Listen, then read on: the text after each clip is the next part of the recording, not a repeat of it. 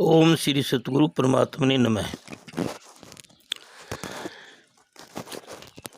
आज मैं आपको विश्व के सबसे शिरोमणि अनमोल वचन सुनाने जा रहा हूँ, जो सब वेदों से, ग्रंथों से, पुराणों से, उपनिषदों से और शास्त्रों से, इतिहासों से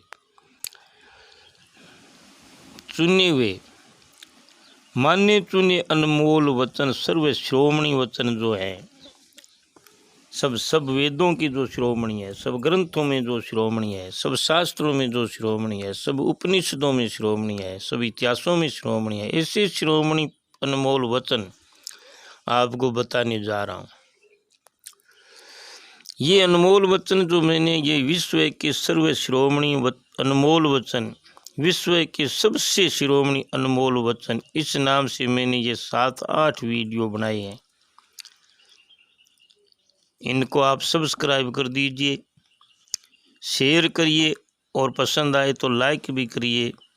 परंतु इतना तो आप पुणार्थ जरूर ले लीजिए, इतना परमार्थ तो आप जरूर कर दीजिए कि जन जन तक इस वीडियो को पहुंचाने की कोशिश कर दीजिए, जिससे आपका बहुत भला होगा। क्योंकि ये अनमोल वचन है, शिरोमणि वचन है।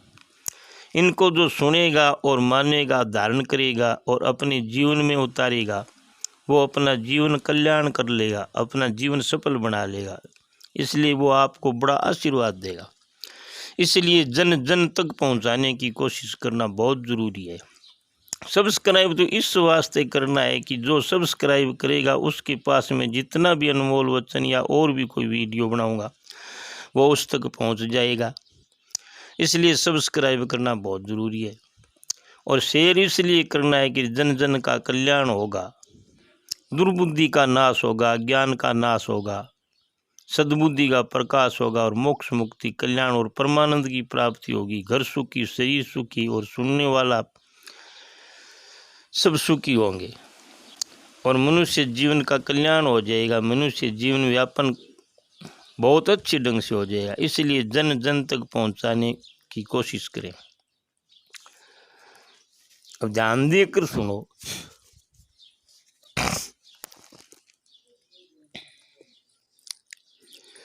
लोभी को दूसरे के दोषों से क्या मतलब है, और चुगलखोर की दूसरों के पापों से क्या, सत्यवादी जो है उसको तप से क्या मतलब, चुगलखोर को दूसरों के पापों से क्या लेना देना, वो तो चुगली करेगा ही।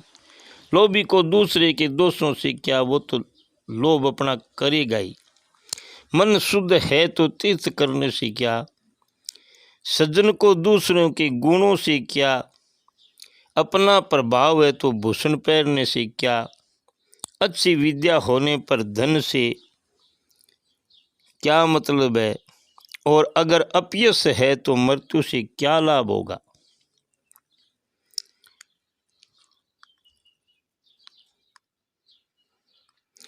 जो वस्तु दूर है और जो आराधना से भी नहीं मिल सकती तथा दूर व्यवस्थित है, वे सब तपस्या से मिल जाती है, क्योंकि तप ही सबसे प्रबल है। उपकार करने वाले पर उपकार और मारने वाले को मारना अपराध नहीं, दुष्ट के साथ दुष्टता करना ही उचित है।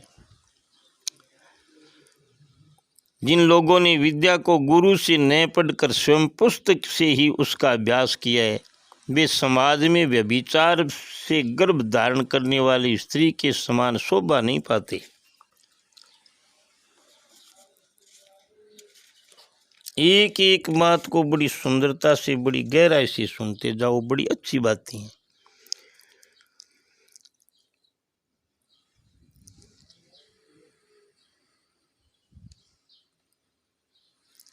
संसार रूपी कूट वृक्ष के दो ही फल हैं, अच्छी अच्छी बातें और सज्जनों की संगति। मीठे वचन बोलने से सब जीव प्रसन्न होते हैं, इसलिए मीठा ही बोलना चाहिए। मीठे वचन बोलने में दरिद्रता क्यों। मान गंवाकर जीने से मर जाना ही अच्छा है। कारण यह है कि प्राण त्याग से केवल थोड़ी देर तक दुख होता है और मान भंग होने पर प्रतिदिन आदमी दुखी होता रहता है।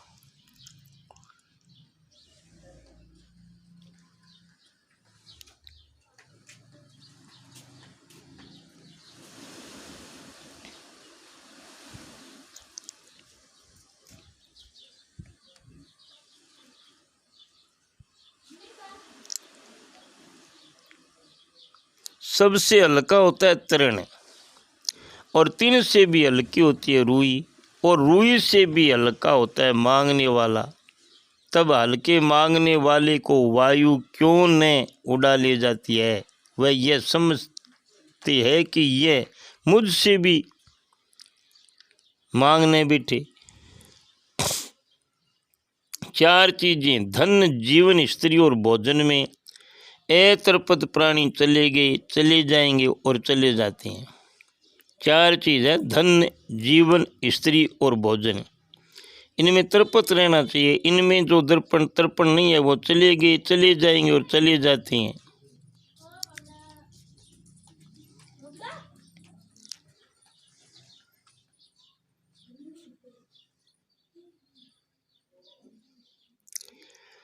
वैसे दान, यज्ञ, होम, बलि ये सब नष्ट हो जाते हैं, परंतु सत्य पात्र को दिया हुआ दान और अभय दान ये नष्ट नहीं होते हैं।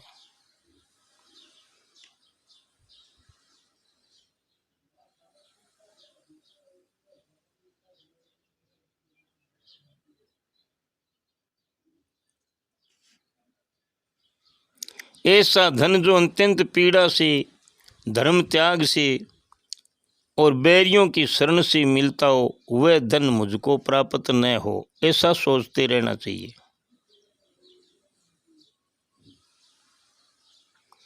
ईश्वर के सदृश्य गुण क्यों न हो, पर बिना आश्रय अकेला पुरुष दुख पाता है।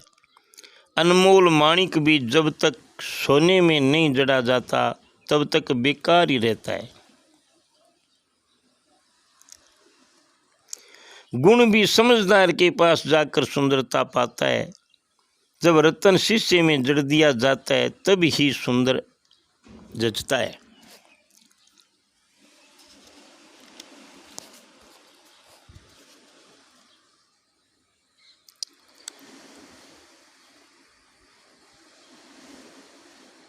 दूसरे लोग जिनके गुणों की प्रशंसा करते हैं वह निर्गुणी होता हुआ भी गुणवान कहा है। यदि अपने गुणों की प्रशंसा करे तो वह इंद्र भी छोटा ही माना जाएगा। अपने गुणों की प्रशंसा नहीं करनी चाहिए।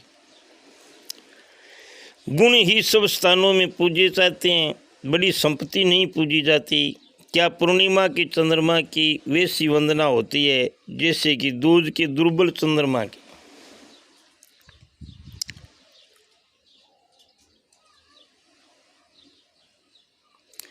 पहले किसी ने सोने के मृग को न बनाया, न देखा और न सुना था, तो भी रघुनंदन श्री राम का लोभ उस पर हुआ। यानी विनाश के समय समझदारों की बुद्धि भी विपरीत हो जाती है। प्राणी अपने गुणों से उत्तम होते हैं, ऊंचे आसन पर बैठने से उत्तम नहीं माने जाते, ऊंचे पद प्राप्त करने पर अच्छे नहीं माने जाते। उत्तम तो वो अपने गुणों से होते हैं। क्या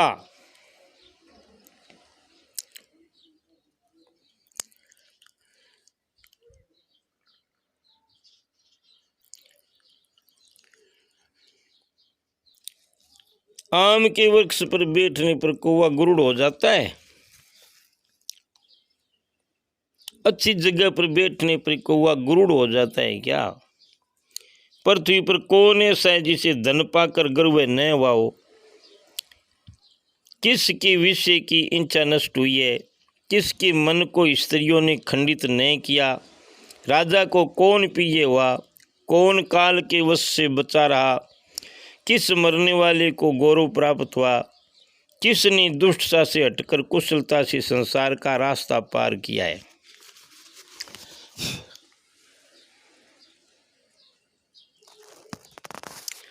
इस संसार रूपी बंधन से छूटने के लिए मैंने नए ईश्वर के चरणों का ध्यान किया, नए स्वर्ग के दरवाजे तोड़ने में समर्थ धर्म का ही अर्जन किया और नए स्त्री के दोनों कठोर कुच और जांघों का आलिंगन ही किया। अतः मैं माता का यु वाक्य रूपी वृक्ष के काटने में केवल कुलाड़ा ही हुआ। जो स्त्री दूसरों से बात करती है, दूसरे को नखरे से देखती है और दूसरे का ही हृदय में चिंतन करती है, उन स्त्रियों की प्रीति एक जगह रहती नहीं है। जो मूर्ख ये समझता है कि यह कामनी मेरे ऊपर मुग्ध हो गई है, वह उसके बस में होकर खिलौने के समान नाचा करता है।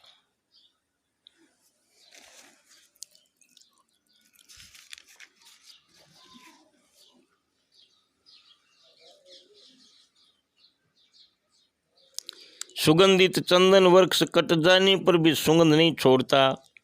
बूढ़ा हाथी भी अपनी चंचलता को नहीं छोड़ता। कोल्लू में पेरी गई ईख भी मिठास को नहीं छोड़ती। इसी तरह दरिद्री को कुलीन, सुशीलता आदि गुणों का त्याग नहीं करता। दरिद्री लोग है, वह भी गुणों का त्याग नहीं करता। बंधन तो बहुत से हैं, परंतु प्रीति की डोरी का बंधन कुछ और ही है। जैसे काठ छेदने से भ्रमर निपुण होते हुए भी कमल के काटने में असमर्थ होकर उसमें फंस जाता है।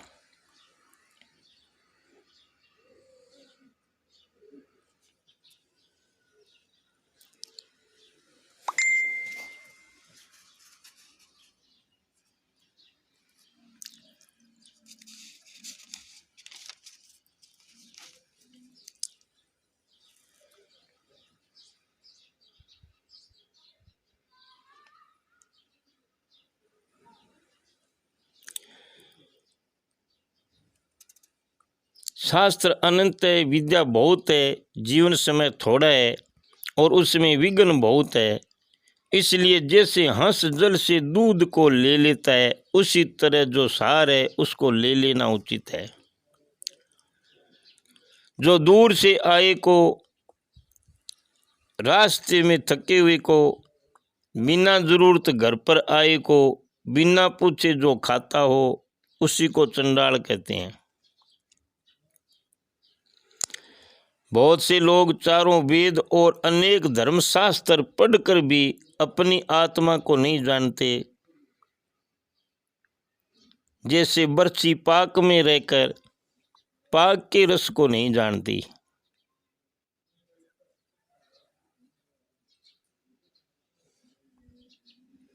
भोजन वही है जो ब्राह्मण के भोजन करने के बाद बचा हो, वही मित्राई है जो दूसरों पर की जाती हो। बुद्धिमान वही है जिसमें कोई पाप नहीं हो, और धर्म वही है जो बिना पाखंड किया जाता हो।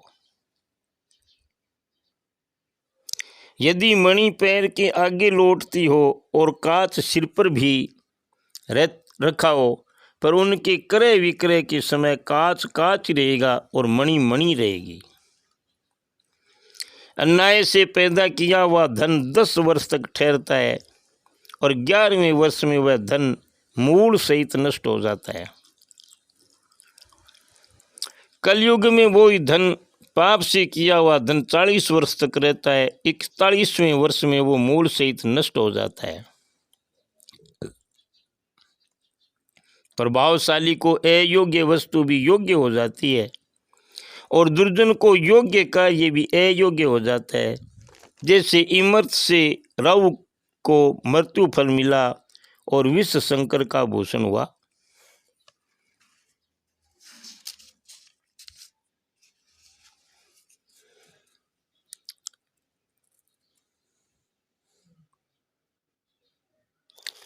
सब प्राणियों पर जिसका चित्त दया से पिघल जाता है, उसे ज्ञान, मोक्ष, जटा धारण और भस्म लेपन से क्या मतलब है।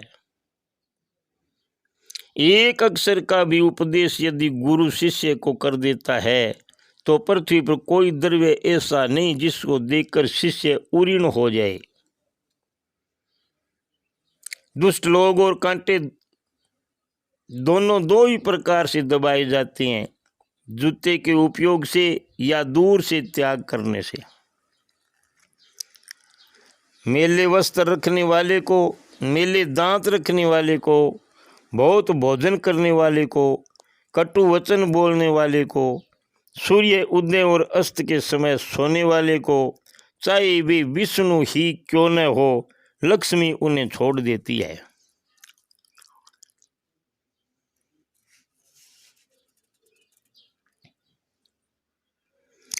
एक ही देह रूपी वस्तु को तीन प्रकार से लोग देखते हैं। योनि से निंदित मर्तक रूप में, कामी पुरुष स्त्री रूप में और कुत्ता मांस रूप में देखता है। बुद्धिमानों को सिद्ध औषधि, धर्म, अपने घर का दोष, मिथुन, दूषित भोजन, निंदित वचन, इनका प्रकाश नहीं करना चाहिए। सिद्धि का प्रकाश नहीं करना चाहिए, औषधि का प्रकाश नहीं करना चाहिए, धर्म का प्रकाश नहीं करना चाहिए, प्रचार नहीं करना चाहिए, अपने घर का दोष जो है उसका प्रचार नहीं करना चाहिए, मिथुन का प्रचार नहीं करना चाहिए, दूषित भोजन का प्रचार नहीं करना चाहिए, निंदित वचन, इनका प्रकाश नहीं करना चाहिए।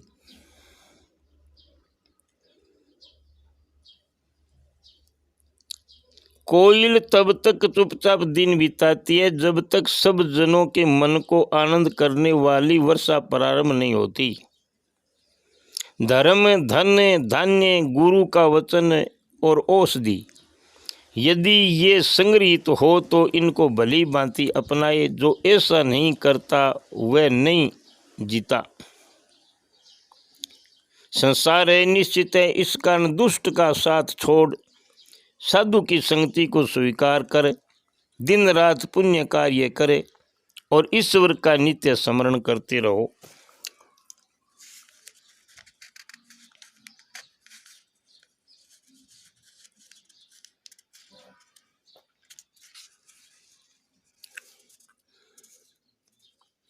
राजा, अग्नि, गुरु और स्त्री, इनके अधिक पास रहने पर राजा के, अग्नि के, गुरु के और स्त्री के, इनके अधिक पास रहने पर नाश होता है। रूह दूर रहने से फलप्रद नहीं होते, इसलिए इनको मध्यम अवस्था से ही बरतना चाहिए। अग्नि, जल, मूर्ख, सर्प और राजा, इससे सावधानी के साथ बरतें, ये शीघ्र ही प्राण हरने वाले होते हैं।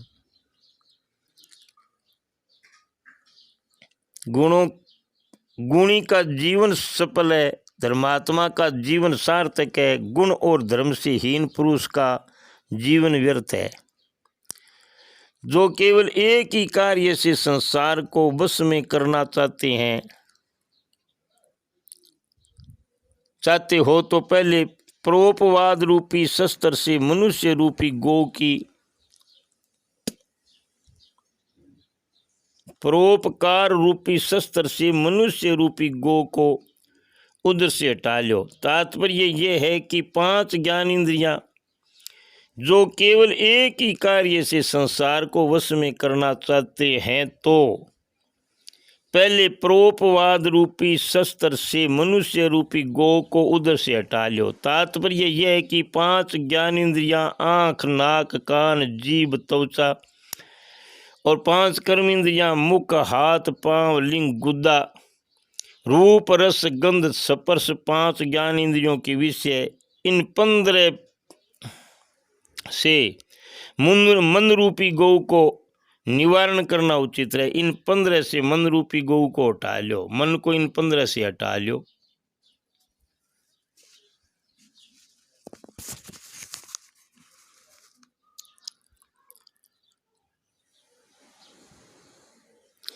कोई धर्म प्रसंगी कथा सुनने पर और शमशान में रोगियों को जो बुद्धि उत्पन्न होती है वैसी यदि सदा रहे तो कौन संसार बंधन से मुक्त नहीं होता। किसी कर्म के करने के पश्चात यदि पछताने वाले पुरुष की जैसी बुद्धि उत्पन्न होती है वैसी यदि पहले से ही रहे तो किसकी बड़ी समृद्धि नहीं होगी। दान में, तप में, शूरता में, विज्ञान में, सुशीलता में और नीति में विस्मित नहीं होना चाहिए, क्योंकि पृथ्वी में बहुत से रत्न भरे पड़े हैं। हृदय में रहने वाला दूर रहता हुआ भी दूर नहीं है, मन में नहीं रहने वाला समीप भी हो तो भी दूर है। किसी से भी भला चाहने वाला सदा उससे प्रिय बोले। जैसे व्याध मृग के बध के निमित्त मीठे स्वर से गीत गाता है। बोलो सतगुरु भगवान की जय हो।